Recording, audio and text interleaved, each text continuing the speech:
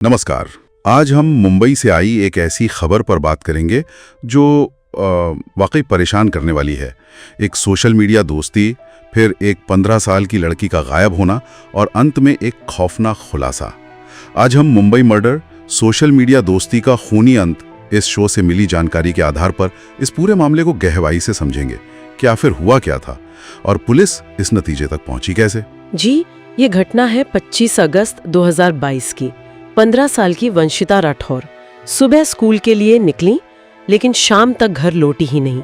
परिवार परेशान हो गया, फोन किया तो वो बंद मिला। और दोस्तों वगैरह से पूछा? हाँ, दोस्तों से पता किया तो मालूम हुआ कि वो उस दिन स्कूल पहुंची ही नहीं थी।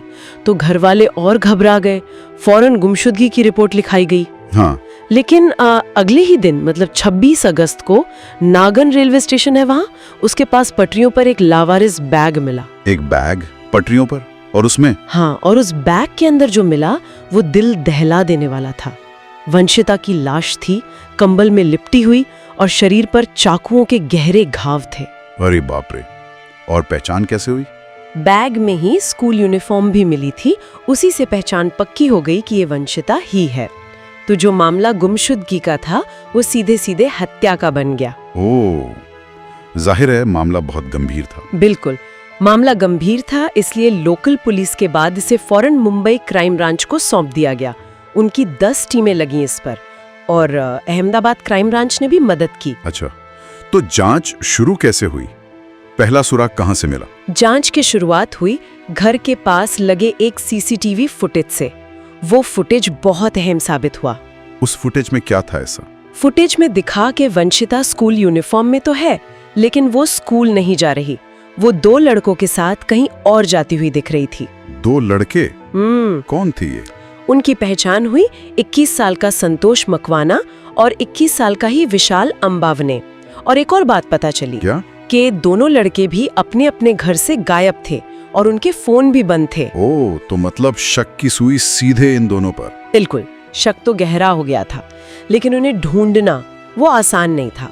फोन बंद थे, कोई लोकेशन नहीं मिल रही थी। हाँ, ये तो मुश्किल काम है। तो पुलिस ने कैसे ट्रैक किया उन्हें? ये बहुत बड़ी चुनौती थी। पुलिस ने हजारों सीसीटीवी फुटेज खंगाले, तब जाकर उनका रूट पता चला। कहाँ गए थे वो? वो लोग विरार से निकले थे, फिर जोधपुर एक्सप्रेस पकड़ी, जयपुर गए, जोधपुर, अजमेर, फिर वैष्णो देवी तक पहुंच गए, वहां से पोखरन और फिर आखिर में पालनपुर गुजरात पहुंचे। इतनी जगह? ये तो पूरा एक चक्कर लगा लिया उन्होंने। हाँ, पुलिस को चकमा देने के लिए लगातार लोकेशन बदल रहे थे। इस सब में करीब 1 हफ्ता लग गया। और फिर पकड़े गए पालनपुर में? जी, 1 हफ्ते की भागदौड़ के बाद पालनपुर के एक लॉज से रात के करीब 1 बजे दोनों को गिरफ्तार कर लिया गया। आखिर पकड़े गए तो पूछताछ में क्या बताया उन्होंने? क्यों किया ये सब? उस दिन क्या हुआ था आखिर? दोस्ती सोशल मीडिया से शुरू हुई थी, मिलते भी थे वो लोग। अच्छा। घटना वाले दिन मतलब 25 अगस्त को संतोष ने वंशिता को मिलने बुलाया। वंशिता स्कूल नहीं गई, उससे मिलने चली गई। संतोष का दोस्त विशाल भी साथ आ गया और तीनों विशाल के घर चले गए। विशाल के घर? और वहाँ क्या हुआ? झगड़ा कैसे शुरू हुआ? वहीं पर विशाल के घर पर वंशिता ने संतोष से कहा कि वो ये रिश्ता खत्म करना चाहती है। रिश्ता खत्म करने की बात पर? हाँ, इसी बात पर बहस बढ़ गई। संतोष को गुस्सा आ गया, उसने विशाल को इशारा किया और विशाल ने उसने चाकू निकाला और वंशिता पर वार करना शुरू कर दिया। और संतोष ने वंशिता को कस के पकड़ रखा था, उसका मुंह दबा दिया था ताकि वो चिल्ला ना सके। और फिर जब विशाल ने वार किए, उसके बाद संतोष ने खुद चाकू लिया और तब तक वार करता रहा जब तक वंशिता की मौत नहीं हो गई। ये तो बेहद खौफनाक है। पर इतनी नफरत क्यों? सिर्फ इसलिए कि वो रिश्ता खत्म करना चाहती थी? ये वजह कुछ? नहीं, वजह सिर्फ इतनी नहीं थी। पुलिस को पता चला कि वंशिता के घर वालों को इस रिश्ते के बारे में पता चल गया था। उन्होंने वंशिता को संतोष से दूर रहने को कहा था और सुनने में आया है कि परिवार के लोगों ने संतोष के साथ कुछ हाथापाई भी की थी। अच्छा, तो मतलब ये बदले की भावना थी? बिल्कुल, संतोष इसे अपनी बेइज्जती समझ बैठा और उसने बदला लेने की ठान ली और इसमें उसने अपने दोस्त विशाल को भी शामिल कर लिया। इसका मतलब ये अचानक गुस्से में हुई चीज नहीं थी, ये एक प्लान था, पूरी साजिश। ऐसा ही लगता है, पूरी तरह से प्लान किया हुआ। संतोष ने इस हत्या की योजना के लिए पैसों का इंतजाम भी पहले से किया था। पैसों का इंतजाम? कैसे? उसने अपनी माँ का सोने का मंगलसूत्र बेचा था करीब 2 लाख रुपए में। उसमें से कुछ पैसे उसने विशाल को दिए थे चाकू और बैग वगैरह खरीदने के लिए। यानी हत्या की तैयारी पहले से थी। और फिर सबूत मिटाने की कोशिश। हाँ बिल्कुल, हत्या के बाद सबूत मिटाने की पूरी कोशिश की।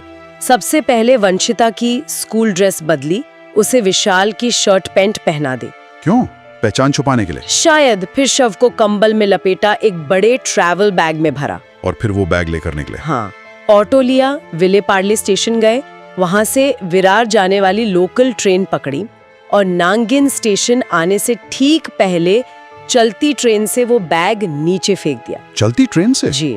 उसके बाद वो दोनों वसई गए, वहां नए कपड़े खरीदे, बाल कटवाए ताकि कोई पहचान ना पाए, और फिर पुलिस से बचने के लिए अलग अलग शहरों में घूमते रहे, जैसा हमने पहले बात की। ये सब तरीका, चलती ट्रेन से बैग फेंकना, हुलिया बदलना, अलग अलग शहरों में भागना, ये सब आइडिया कहाँ से आया? ये बात और भी हैरान करने वाली है।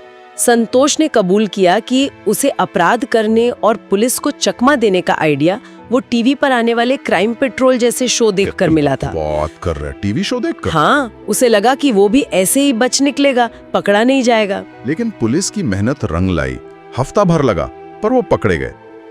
ये मामला वाकई कई गंभीर सवाल खड़े करता है। एक तो सोशल मीडिया के अनजान रिश्तों के खतरे। बिल्कुल। और दूसरा ये गुस्सा, अपमान की भावना, ये किस हद तक ले जा सकती है इंसान को। और ये टीवी शो वाली बात भी सोचने वाली है। अपराध कथाओं का समाज पर क्या असर पड़ता है? सही कहा। फिलहाल तो दोनों आरोपी संतोष और विशाल जेल में हैं। उन पर हत्या, सबूत मिटाने जैसी कई गंभीर धाराएं लगी हैं। वंशिता की ड्रेस, स्कूल बैग, आरोपियों के मोबाइल फोन, ये सब बरामद हो चुका है। अब अदालत के फैसले का इंतजार है। ये पूरी घटना हमें सोचने पर मजबूर करती है ना? कैसे ये वर्चुअल दुनिया के रिश्ते असल जिंदगी में इतने खतरनाक हो सकते हैं? और क्या सच में गुस्सा या अपमान किसी को इस हद तक गिरा सकता है कि वो जान ले ले? ये सवाल जरूर सोचने वाले हैं। बिल्कुल। तो आज के लिए बस इतना ही। अगली बार फिर मिलेंगे एक और मामले की गहरी पड़ताल के साथ।